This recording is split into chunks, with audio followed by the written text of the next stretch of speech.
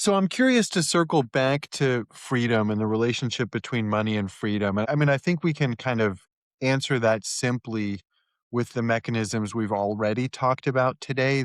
That if you're, for example, in a condition where the will to receive is the primary motivator, then your freedom is going to mean being able to receive as much as possible. If Exactly. you're in a position of bestowing, freedom means bestowing as much as possible. But there's some nuance to it because money can enable us to bestow more. And if we are genuinely in that condition, then money it gives us freedom, and a lack of money potentially limits the bestowing that we might do.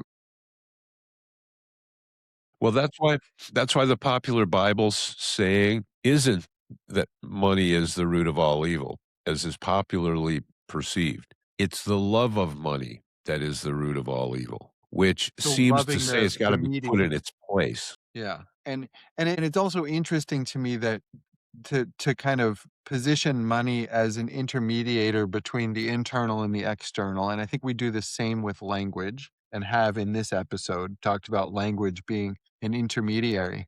And it makes me curious about kind of the category of how we intermediate the internal and external, and money being kind of a stand in for all kinds of other, for action, let's say, for action in a number of ways. And so that implies that maybe physical action is another intermediator between the internal and external. And so it's interesting to me to think about freedom as the ability to execute across that boundary from internal to external. And what are the things, and ego is also an intermediary, right?